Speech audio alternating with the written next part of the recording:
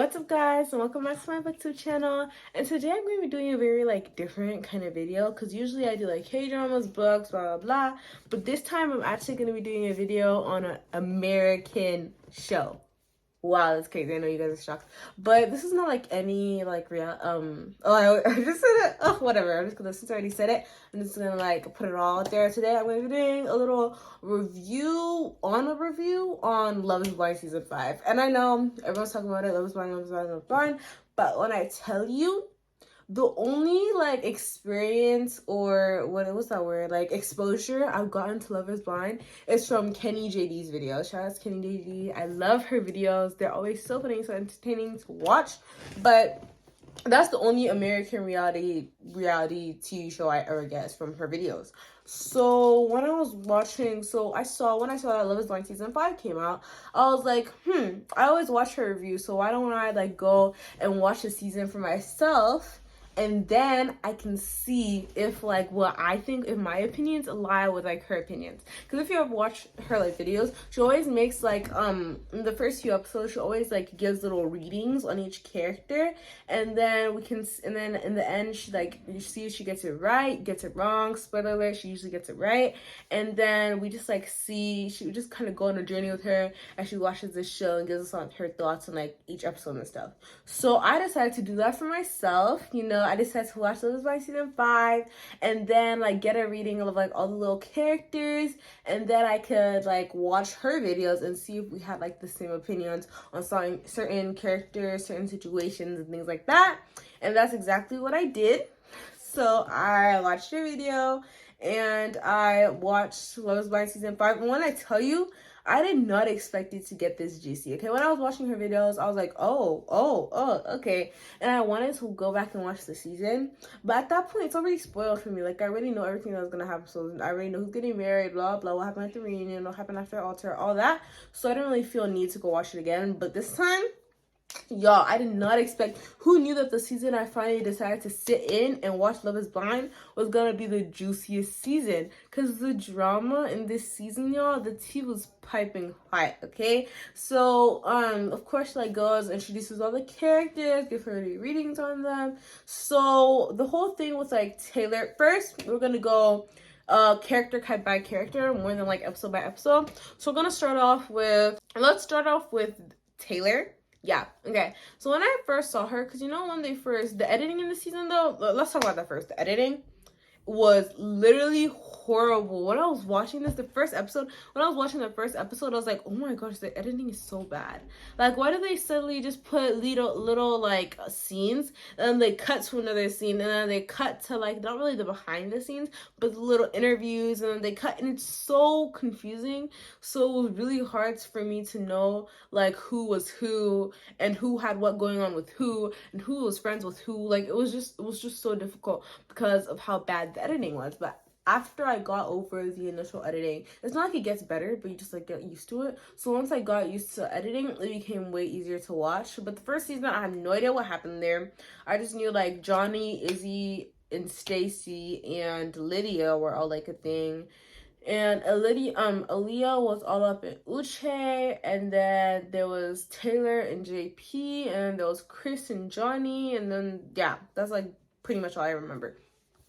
And so we come to the second episode. I don't remember episode by episode, so that's why I want to do more character by character. But let's start off with Taylor. So when I first saw her, she said she was a kindergarten teacher. I forgot, but she was a kindergarten teacher. When I first saw her, I was like, oh my gosh, she's pretty.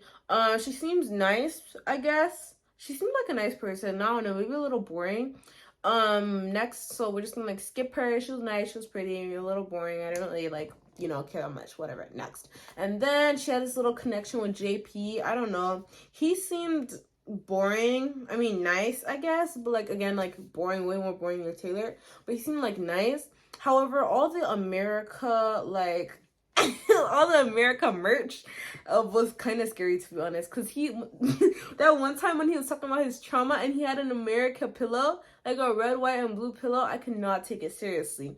But anyways, he always he literally pulled up to the set with a suitcase full of America merch. Anyways, moving on, moving on. You know how much I love K-pop, and I would never do that. That's like, anyways, like imagine, no, but imagine, like I'm just telling this person about all my trauma. I was just hugging my Jungkook pillow or something. Like that's, see, exactly, that's so weird. But anyways, moving on to but should I just talk? I'm not sure if I should do like character by character or like all about the drama related to that character, but I'm gonna do that. So with the whole Taylor JP thing, ooh. Yeah, it was awkward. It was so awkward when they first met. I honestly, okay, I know everyone was like dissing on this, but I thought the whole like sugar butt and sugar thing was kind of cute. I mean, it was kind of cringy, but I mean, you do you, right? But I thought it was kind of cute. And then when they finally like met each other, it was so awkward.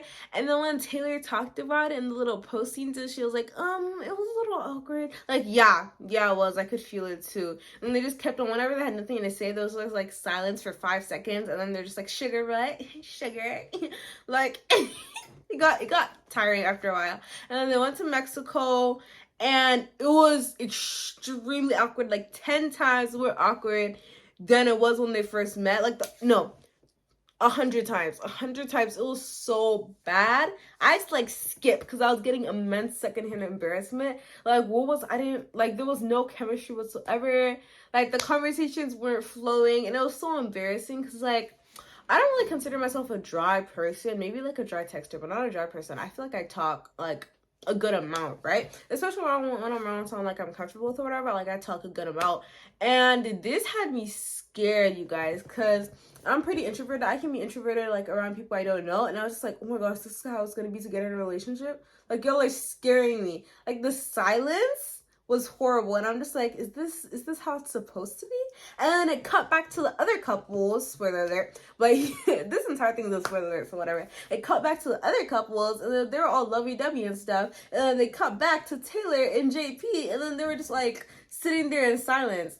And the thing that hurt the most was the way Taylor was actually trying. Like, she would ask him questions, and then he would give like, yeah, and then she'd like laugh and then ask him more questions, and he'd just stare at her and then laugh.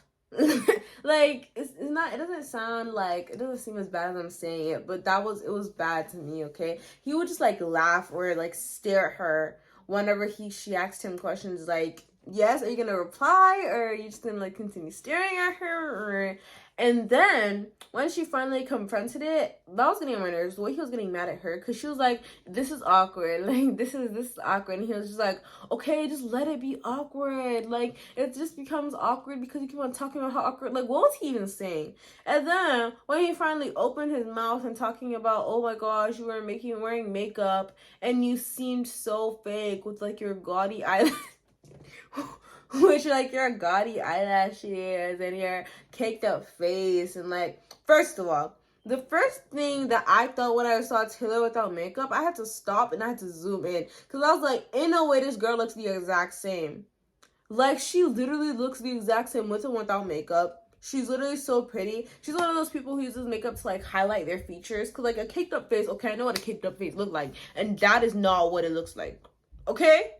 So I don't know what he was talking about, because he obviously has no idea what he's talking about when it comes to like makeup, because he was calling her a caked up face, and her matte eyelashes weren't even that long for real. Her lashes were not even that long for real. If he was talking about the 25 milliliter lashes, then okay, but her lashes were not that long for you to be talking about, oh my gosh, you were so fake, like I got makeup on my sweater when I hugged you. Like, okay, sure, that's the reason why you can't talk to her. And the entire trip, she wasn't even wearing makeup anyway, so that doesn't make sense. You just couldn't get that image out of your head. Every time you saw her, you're just getting PTSD from her from her 10 milliliter lashes. Like, what? Anyways, that got on my nerves. I literally had to stop and rant to my friend about that, because what was he saying? Like, it was not making any sense. And then when she left, period, I was so happy, because, you know, usually in shows like this, I don't know, I don't really watch a lot of American TV shows, but, like, from my K-dramas and K-drama reality show experience, they usually, like, stay there and just, like, okay, yeah, let's work it out. They just hug and then just continue on the relationship. Like, I'm so happy she left, even though I would like to see more of her, but, like, I'm so glad she left, because I couldn't take that anymore. The awkwardness was hurting me deep inside, so I'm glad she left. Next. That was not, oh my god, this video is gonna be pretty long. But next, let's talk about Izzy and Stacy. So the first video on Izzy, I was like, okay, I didn't really care about him. It was kind of sad the way Lydia was like all up on Izzy and stuff. She's like, oh my gosh, you're my number one. I like you so much, blah blah blah. And then he just he just stare at the ceiling and be like, like it was so hard to watch. And when he finally broke it off with her, he was like, oh my gosh, Johnny or Stacy or Johnny or Stacy. And I was like, I don't really care about him that much. And he was just like, he was just okay. And then after he finally chose Stacy, that's where everything went downhill. Like it was the way after he chose Stacy and then the Barbie and then the three couples met. And then he went up to Lydia at the beach. And then he was like, oh my gosh, I really didn't mean to make you feel that way in the pause. Like, oh my, what was the point of that conversation? I feel like he was making her trying to make her feel bad or something. Cause he was just like, oh yeah, I didn't choose you, or he saw her happy with someone else, and he was just like, oh, can't have that. Like, stay over there. What was the point of coming up to her in the beach and just telling her like, oh yeah. And Lydia didn't even care either. She was just like, yeah, okay. Like she did not care. But anyways, that was very shady. And at the barbecue, not even at the barbecue, let's go before that. When they were talking about finances, I know everyone's like so excited about this, but the way he was like so excited to move into her house and stuff, and then the whole thing about the 85-inch TV. Excuse me? Like, okay, if you want an 85-inch TV, okay, but like, are you gonna buy it? Because he was literally like moving into her house. Okay, he's gonna get her car, blah blah blah. She already paid the down payment. She built this house up from the ground. Like she built this house. She didn't buy, she built it. Okay. And she pays for the air conditioner, all the bills, because she lives there herself. And then the first thing he says when he walks into his girl's house is talking about, yeah, 85-inch TV right there. And then she's like, are you paying for it? Like anybody will act. And then he just like laughs. Like, what are you talking about? Like, you're over here talking about how you want an 85-inch TV, every man's dream, but like you're not gonna pay for it. Like that was kind of weird. And then when they were like talking about finances and stuff, but he was so uncomfortable. It was so obvious to tell. And honestly, I don't really get why the whole 50-50 thing. Okay, on bills, that was kind of weird because like it's her house. Like it's not going to be that much to pay like a few the bills. Like it's her house, so why don't you like, she already paid the down payment and stuff like that, why don't you like pay the bills or something?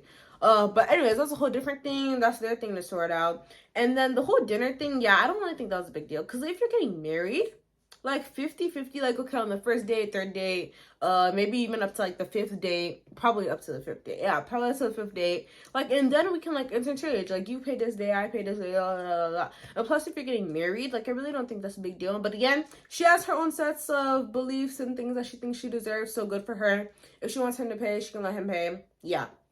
And then there's the whole barbecue thing. That was so icky. I got the ick so bad. Because when he went up into Johnny, not even to Johnny, he went up to Chris. No, he did go up to Johnny. Yeah, he did. When he went up to Johnny, and then he was like, oh my gosh, you're literally so sketchy. You were telling me. And then she was just standing there staring at him like, okay. Like, I did think she was a little sketchy, honestly. But there was no point of that conversation. Like, she's happy with Chris or whatever.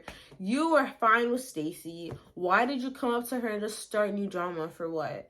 And then the way he went up to Stacy like a little kid, and he was just like, oh my gosh, I was literally just ramming into her. I'm so glad I have you. Like, what are you talking about? Like, literally, what are you talking about?